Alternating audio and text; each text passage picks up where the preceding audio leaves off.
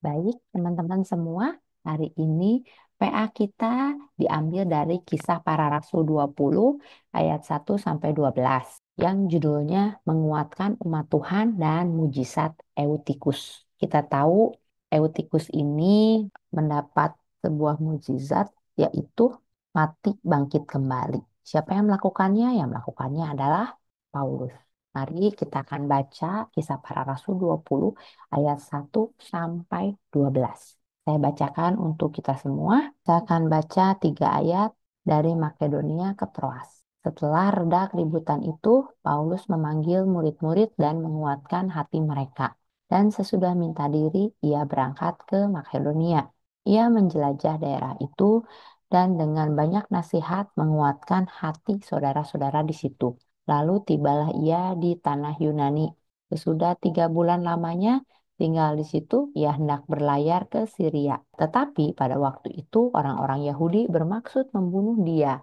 Karena itu dia memutuskan untuk kembali melalui Makedonia. Ia disertai oleh Sopater, anak Pirus dari Berea, dan Aristarkus dan Sekundus, keduanya dari Tesalonika, dan Gaius dari Derbe, dan Timotius dan 2 orang dari Asia, yaitu Tikhikus dan Trofimus. Mereka itu berangkat lebih dahulu dan menantikan kami di Troas. Tetapi sesudah hari raya roti tidak beragi, kami berlayar dari Filipi dan 4 hari kemudian sampailah kami di Troas dan bertemu dengan mereka. Di situ kami tinggal 7 hari lamanya. Pada hari pertama dalam minggu itu, ketika kami berkumpul untuk memecah-mecahkan roti, Paulus berbicara dengan saudara-saudara di situ karena ia bermaksud untuk berangkat pada keesokan harinya. Pembicaraan itu berlangsung sampai tengah malam. Di ruang atas, di mana kami berkumpul, dinyalakan banyak lampu. Seorang muda bernama Eutikus duduk di jendela. Karena Paulus amat lama berbicara, orang muda itu tidak dapat menahan kantuknya. Akhirnya, ia tertidur lelap dan jatuh dari tingkat ketiga ke bawah. Ketika ia diangkat orang, ia sudah mati. Tetapi Paulus turun ke bawah, ia merebahkan diri ke atas orang muda itu, mendekapnya dan berkata, "Jangan ribut, sebab ia masih hidup."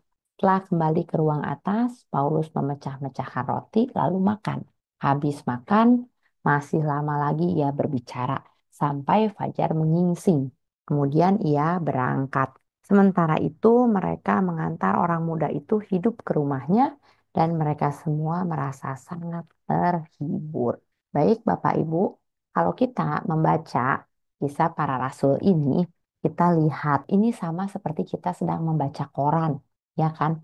Karena di dalamnya itu seperti kita sedang membaca berita bahwa seorang nabi yaitu Paulus atau seorang rasul Paulus sedang melakukan sesuatu dan di situ terjadilah mujizat. Tapi kita lihat bahwa ketika kita membaca ini walaupun bentuknya hanya seperti narasi saja, karena ini seperti sedang menceritakan Paulus memanggil, menguatkan, terus dia pergi, terus dia ketemu siapa, terus dia balik lagi karena apa gitu ya. Kan sama seperti kita lagi membaca detik.com atau lagi membaca kompas.com. Tapi kita lihat di sini apa inti atau esensi yang bisa kita ambil dari cerita Paulus ini. Setelah keributan itu reda, keributan apa sih yang terjadi? Keributan kalau kita baca perikop Kisah Para Rasul 20 itu ada keributan yang disebabkan oleh Demetrius. Siapa Demetrius ini? Si Demetrius ini dia bikin huru-hara di Efesus. Karena pekerjaannya atau sumber uangnya dalam tanda kutip terganggu oleh kehadiran Paulus dan oleh pemberitaan Paulus akan firman Tuhan, akan berita Injil. Kenapa? Karena si Demetrius ini tukang perak yang pekerjaannya membuat patung. Ketika Paulus datang dan Paulus menyebarkan tentang Injil, tentang Tuhan Yesus, maka orang-orang yang percaya mulai beralih, oh ternyata Tuhan kita itu bukan dalam bentuk patung, tapi Tuhan kita itu ada di surga. Nah itu yang membuat orang-orang mulai ada pemikiran patung itu nggak perlu. Kita tidak menyembah lagi dewi yang ada di kuil-kuil. Kita nggak menyembah lagi Tuhan dalam bentuk patung. Karena di Kisah Para Rasul 19 ayat 26, sekarang kamu lihat, kamu sendiri melihat dan mendengar bagaimana Paulus bukan saja di Efesus, tetapi juga hampir di seluruh Asia telah membujuk dan menyesatkan banyak orang dengan mengatakan bahwa apa yang dibuat oleh tangan manusia bukanlah dewa. Itulah yang membuat Demetrius menjadi marah karena jualannya patung. Akhirnya dia membuat huru hara di Efesus. Setelah itu, apa yang dilakukan Paulus waktu huru hara itu terjadi? Maka orang-orang berusaha menyembunyikan Paulus. Sampai si Demetrius ini menarik Gaius keluar untuk dituntut pertanggungjawabannya. Ya, mereka teriak-teriak gitu ya. Nah, tetapi setelah itu reda, Paulus kembali memanggil murid-muridnya dan menguatkan orang-orang atau gereja-gereja di Makedonia dan di Yunani. Nah, kita lihat kenapa Paulus menguatkan hati para murid-murid yang ada di sana. Karena ketika huru hara itu terjadi, semua orang pasti merasa ketakutan. Jadi, memang wajar ketika kita merasa takut waktu ada aniaya atau persekusi bagi diri kita. Bukan berarti kita tidak beriman, tetapi kita lihat ketika persekusi itu datang, apa yang harus dilakukan oleh orang percaya? Maka kita orang sebagai komunitas orang percaya saling menguatkan, terutama kita sebagai pemimpin-pemimpin rohani, sama seperti Paulus, dia bisa menguatkan hati murid-murid yang ada di sana. Bukan berarti Paulus sendiri tidak takut. Paulus juga takut. Kenapa? Karena di ayat 3 dikatakan orang-orang Yahudi bermaksud membunuh dia. Karena itu Paulus kembali melalui Makedonia. Nah, artinya Paulus sendiri terancam. Tapi dalam situasi terancam pun, Paulus masih bisa menguatkan orang lain. Kalau kita lihat latar belakang dari perikop ini adalah konteks perjalanan Paulus. Paulus telah menyelesaikan pelayanan di Efesus dan memutuskan untuk melanjutkan ke Makedonia. Ya, di ayat 1 disebutkan. Kemudian dari sana dia mau ke Yunani. Dalam perjalanan, Paulus mengunjungi berbagai gereja untuk menguatkan hati mereka. Apa rencana Paulus? Paulus ingin mengucapkan selamat tinggal kepada para jemaat di Troas sebelum ia melanjutkan ke Yerusalem. Ia tahu waktu perpisahannya dengan jemaat semakin dekat. Di ayat 3-6, Paulus tahu bahwa banyak orang ngincer dia, banyak orang yang membunuh dia. Tetapi dia tidak jadi patah semangat ya, tidak patah arang. Dia tetap melakukan apa yang menjadi panggilan hidupnya. Kita lihat bagaimana keteguhan hati Paulus dalam membela atau memberitakan Injil. Itu adalah suatu hal yang baik yang perlu kita contoh. Kita lihat di ayat 7 sampai ayat 9, kita bisa belajar bahwa Paulus tidak kenal lelah dalam melakukan pelayanan. Di situ kita bisa baca bahwa Paulus mengadakan persekutuan pada hari pertama minggu, berarti hari Minggu, di mana gereja mula-mula berkumpul. Kemudian mereka memecah-mecahkan roti dan berbicara dengan saudara-saudara di situ. Pembicaraan itu berlangsung sampai tengah malam. Jadi artinya apa?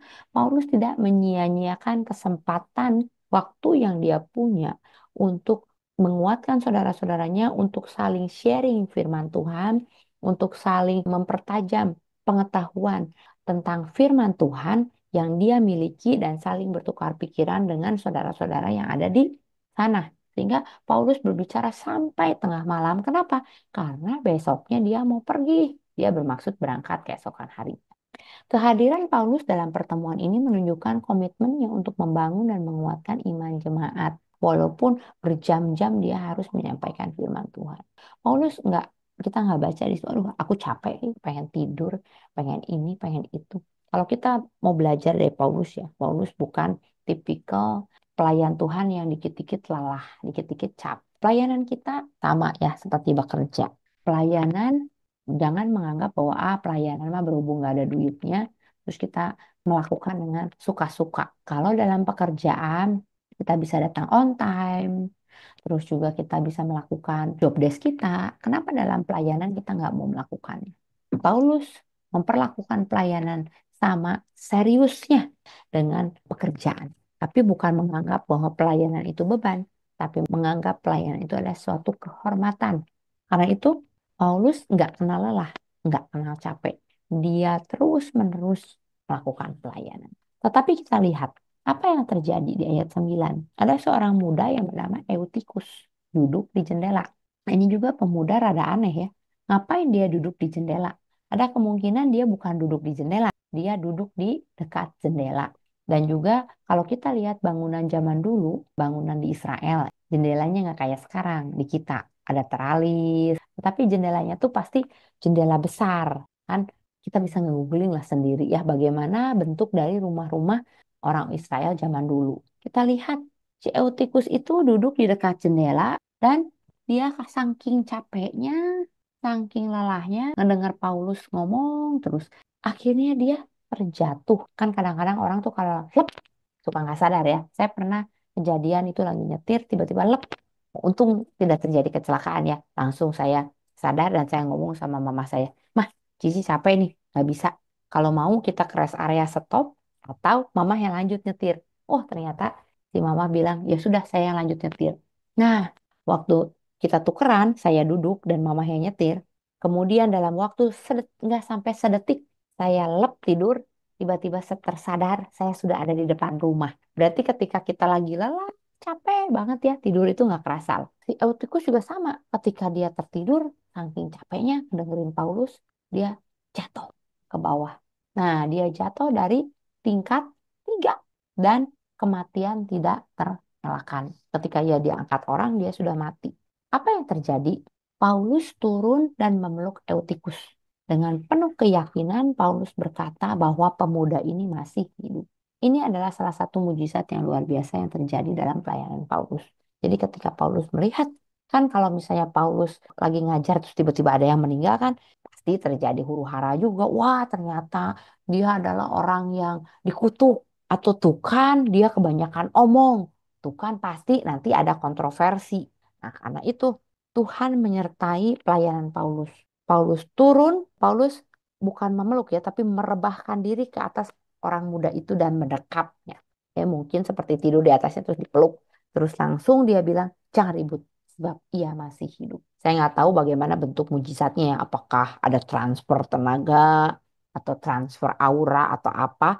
Tetapi kita percaya bahwa ada kuasa roh Allah yang keluar dari Paulus dan masuk ke dalam tubuh Eutikus yang menyebabkan Eutikus bangun kembali. Setelah kebangkitan Eutikus, Paulus kembali ke atas dan melanjutkan pembelajaran hingga fajar. Jemaat yang hadir sangat terhibur dan dikuatkan melalui mujizat ini. Apa maknanya? Jadi ketika mujizat itu terjadi, Paulus nggak langsung, nih gua hebat kan? Gua bisa bangunin orang. Nggak. Tapi Paulus fokus.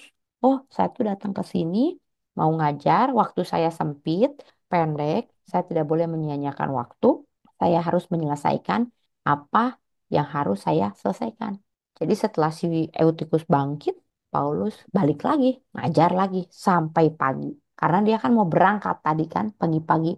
Oh, dia rencananya sudah mau berangkat, makanya dia selesaikan dulu ajarannya. Dari situ kita melihat apa? Keseriusan Paulus dalam melakukan tugasnya. Jadi, apa yang mau kita diskusikan? Yang pertama, ada komitmen dalam pelayanan. Bagaimana kita dapat meneladani semangat Paulus yang tidak kenal lelah dalam mengajar firman. Sedangkan bagi kita sendiri, apa tantangan terbesar dalam komitmen kita terhadap pelayanan? Kalau boleh kita diskusi ya tentang ini. Kita lihat Paulus sangat berkomitmen dalam pelayanannya. Bagaimana dia tidak takut kalau ada orang yang mau membunuhnya, malah dia tetap datang dan menguatkan hati para murid-murid. Dia juga tidak gentar ketika ada tragedi Eutikus mati, tapi dia melakukan mujizat di situ. Sedangkan bagaimana dengan kita? Bagaimana cara kita meneladani semangat Paulus yang tidak kenal lelah dalam mengajarkan firman Tuhan? Apa tantangan terbesar dalam komitmen kita terhadap pelayanan? Bisa sharing, Kano? Halo, malam Cici. Boleh sharing poin yang ke satu, Kano?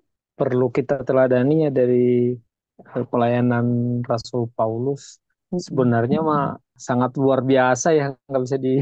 Soalnya kalau tadi dari penjelasan Cici mah ya Rasul Paulus itu sebenarnya dari orang yang dulu sangat membenci Tuhan, dipakai Tuhan dan menjadi ikonnya yang perlu kita teladani apa ya Ci ya. Sebenarnya kalau sepadan dengan pelayanan daripada Rasul Paulus mas sebenarnya Kalau zaman sekarang mah belum ada yang sanggup ya.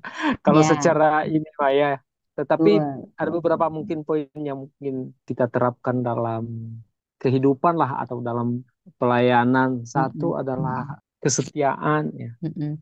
Ya mungkin Rasul Paulus ada banyak tak kala melayani di waktu zaman Rasul Paulus itu ada banyak tantangan kan. Mm-mm. Mm-mm. Terutama dia melayani di daerah-daerah yang mungkin orang lain yang sanggup gitu. Tetapi ya tetap setia karena itu sudah menjadi panggilan dan yang mungkin saya sedikit ini ya saya juga termasuk pengagum Rasul Paulus ya dan itu bagi saya itu nggak mungkin gitu.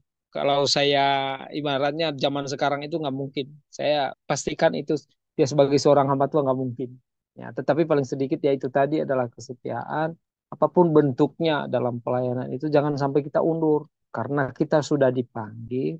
Ya udah maju terus. Kata dulu kata Om itu maju terus, pantang Pantang, berhenti. pantang Nah berhenti. itu.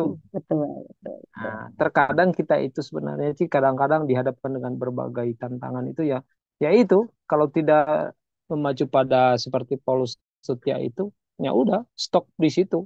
Kadang-kadang kita hanya Ya, betul. memikirkannya, ya udah enak-enaknya aja gitu ya. Dan mungkin dalam pelayanan ya yang penting mah ini aja. Tetapi kalau aku pribadi sih sebenarnya juga sering katakan bahwa di dalam kelemahan kita itu kan kuasa Tuhan kan di kita semakin dikuat. Dinyatakan, betul. Ya, nah itu tadi kalau menurut aku si Cici mungkin banyak hal ya dia, tapi kalau menurut aku sih ya itu tetap setia meski banyak tantangan, masih banyak misalnya kekurangan kita juga misalnya dalam pelayanan itu aku mah nggak bisa, aku mah nggak sanggup.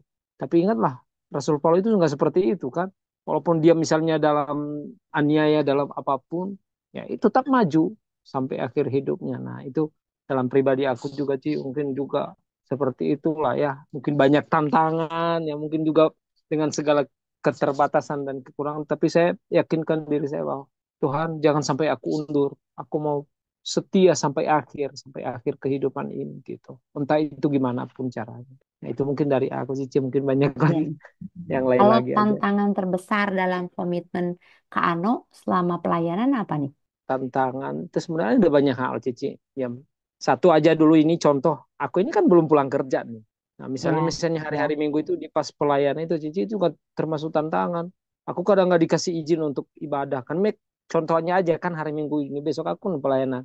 Dari sisi lain itu aku kerja loh sih. Di sisi lain juga kan besok ada donor darah sama si Mm-mm. Koyup. Ya kemungkinan itu sampai agak siang. Nah, Mm-mm. sementara izin aku itu hanya sampai jam 1 siang. Mm-mm. Nah, itu juga termasuk tantangan. Belum lagi mungkin karena ya contoh aja ya Cici agak jauh ya rumah aku. Kadang-kadang Ya, itu yang ya. membuat pasti akan misalnya kalau misalnya nggak ada komitmen dalam hati mah misalnya di saat pelayanan ya itu tantangannya seperti itu gitu. Kadang-kadang ya harus bangun jam 4 pagi karena kalau misalnya contoh besok aku pelayanan itu paling sedikit itu jam 6 itu aku udah harus berangkat dari rumah. Nah, itu kadang-kadang di sisi manusia aku itu kadang-kadang gitu. Kalau ibaratnya nggak ada komitmen, tapi nggak lah seperti itu sih, Ci. Karena tadi saya udah katakan bahwa harus ada komitmen seperti Rasul Paulus. Kalau Tuhan sudah memilih, sudah menentukan apapun bentuknya gitu. Gitu walaupun ibaratnya orang lain tidak mengetahui apa yang kita alami gitu ya, Cici ya. Tapi saya percaya bahwa semuanya itu Tuhan lancarkan, Tuhan bukakan jalan. Nah, itu tantangan-tantangan hal-hal yang kecil lah. Mungkinnya ada yang lain-lain lagi, tapi kalau menurut Anu sih ya kayak gitu sih, Ci. Hal-hal yang terkecil gitu. Di satu sisi pingin melayani Tuhan, tapi di sisi lain juga kan terbatas dengan, mungkin sih juga sama juga kan dengan kesibukan dan lain sebagainya, itu juga termasuk halangan juga ya. Tetapi ya di balik itu tadi, ya harus punya komitmen dan itu ya mungkin aja Tuhan pasti akan buka jalan, memperlancar semua gitu. Ci. Amin, luar biasa ya, jempol. Manolo luar biasa dari muda saya kenal. Kak Ano mah memang setia lah ya. Ada jatuh bangun, tapi saya Ya, percaya, pasang surutnya dia, eh, iya betul, Cici. tapi saya percaya kasih karunia Tuhan tuh menyertai Kak Ano banget. Amin. Ya, Amin. tapi saya juga ngelihat Kak Ano begitu setia sama Tuhan. Kak Ano itu salah satu teladan buat saya. Terima kasih Ya, loh Kak Ano. ya, Cici, sama-sama. Yang kedua, kehadiran Allah dalam segala keadaan. Kita lihat ya tadi, waktu kebangkitan Eutikus. Apa yang bisa kita pelajari dalam mujizat kebangkitan Eutikus ini? Bagaimana pengalaman ini mengajarkan bahwa Tuhan hadir bahkan dalam situasi yang paling tidak terduga atau tragis. Silakan Kamel. Dari kebangkitan Eutikus ini, kita tahu bahwa di dalam segala pelayanan yang kita lakukan, Rasul Paulus lagi melayani kan ceritanya ya, lagi mengajar kan. Ketika nama Tuhan yang diagungkan di situ atau yang diberitakan di situ, apapun situasinya gitu, Tuhan tuh pasti melakukan perkara yang besar di situ atau enggak setidaknya Tuhan ada di situ. Jadi kadang kan kalau ketika kita pelayanan itu kan kadang-kadang suka merasa fail gitu ya Ci. Misal kayak pelayanan hari Minggu aja gitu ya. Oh, kayaknya hari ini suasananya nggak ngangkat gitu kan. Kadang suka ngerasa gitu ya. Apa saya kurang persiapan, apa saya kurang berdoa, apa gimana, apa gitu, apa gini. Atau mungkin karena dengan para pelayan tuh nggak nyatu, nggak kompak gitu ya. Pokoknya adalah kalanya kita merasa kayak gitu. Tetapi kalau lihat dari pelayanan Paulus ini ya, bahkan di saat seperti itu pun Tuhan berkarya gitu, Ci. Tuhan bekerja gitu. Jadi nggak usah takut karena dalam setiap pelayanan itu sebenarnya hadirat Allah itu sudah ada. Kuasa Allah itu ada bekerja, bukan dirasakan ya. Tapi Diimani. memang ada. Ya, gimana kita mengimaninya gitu. Ya, Itu sih kalau yang aku lihat dari sini gitu, Ci. setuju betul. Kadang-kadang kan kita mencari sensasi ya, padahal yang Tuhan mau kita melihat esensi. Banyak sih, Ci, anak-anak muda juga kadang kan ngerasa seperti itu. Kok hari ini ada pernah jemaat juga yang ngomong Ya, sama saya, hari ini saya nggak ngerasain apa-apa, Cina. ya, Jadi padahal saya udah ini, udah itu, deh, katanya gitu kan. Terus pernah satu waktu saya lihat satu podcast rohani sih. Terus ya di situ kata-katanya, hadirat Allah itu kita nggak bisa ukur dengan perasaan kita. Kuasa Allah itu nggak bisa kita ukur sama perasaan kita yang kita rasakan gitu.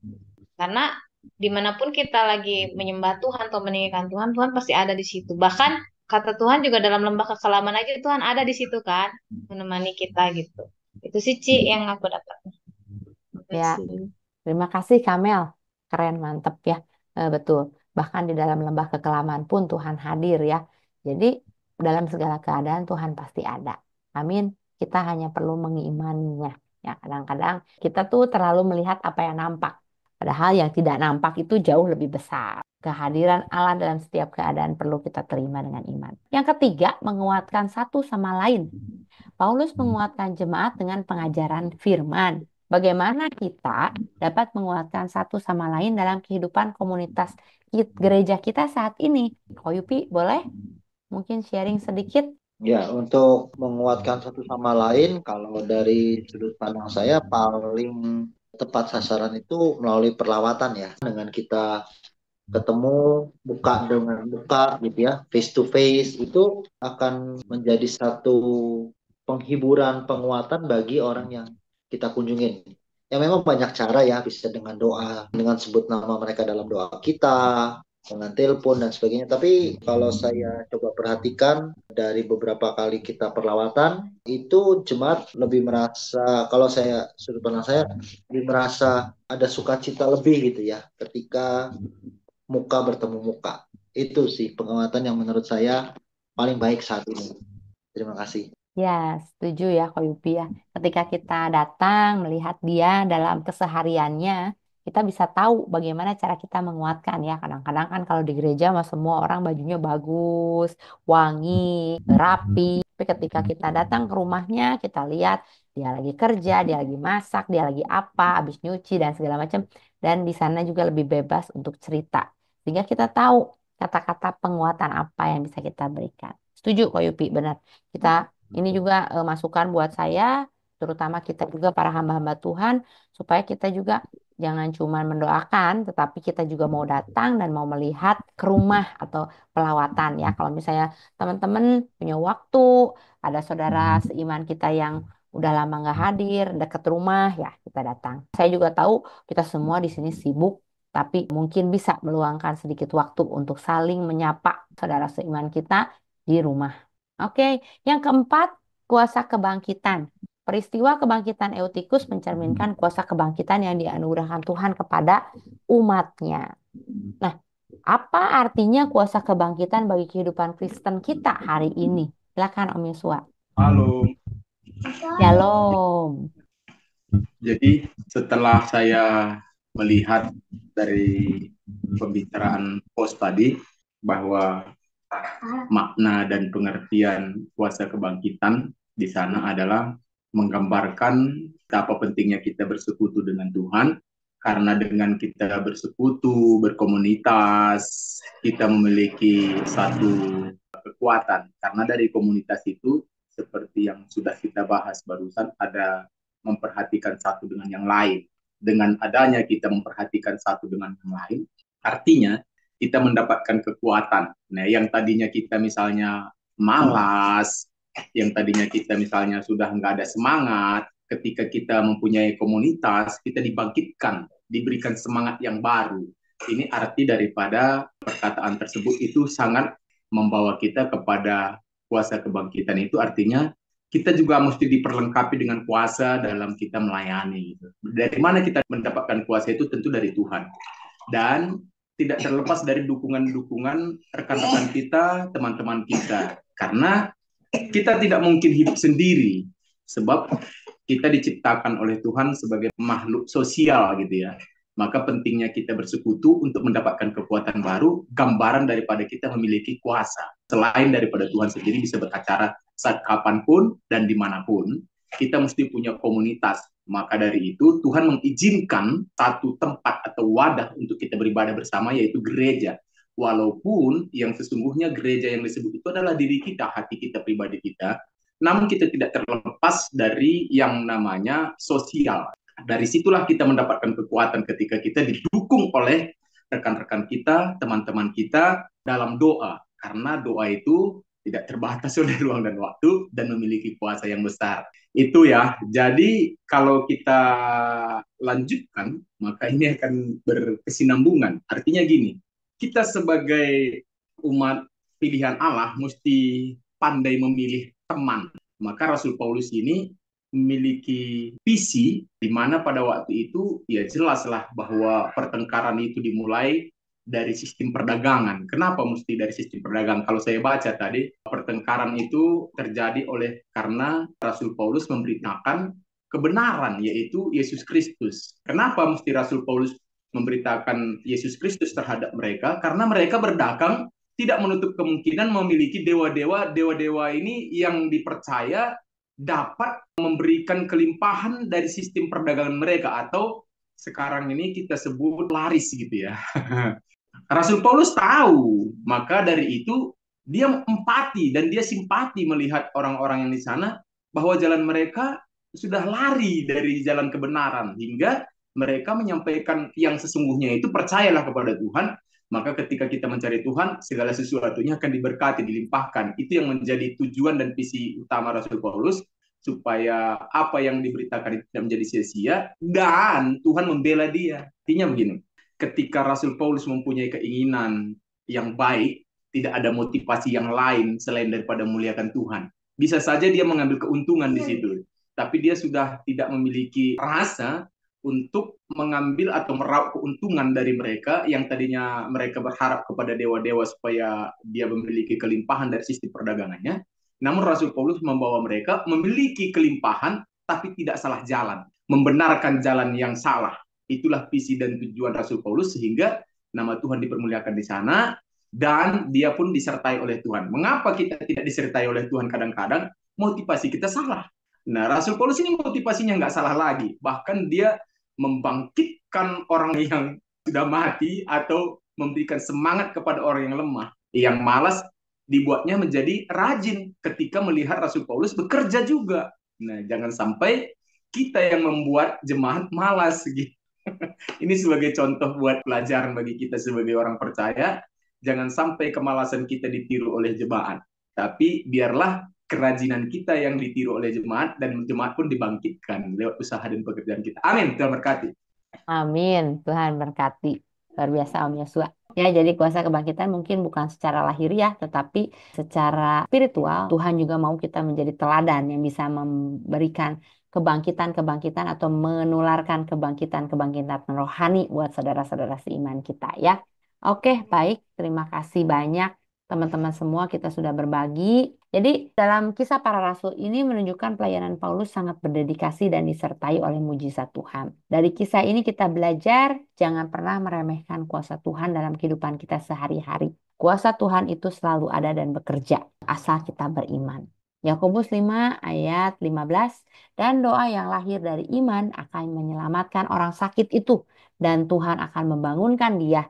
Dan jika ia telah berbuat dosa, maka dosanya akan diampuni. Jadi berawal dari doa, iman, maka Tuhan akan menyelamatkan, membangkitkan, dan mengampuni dosa.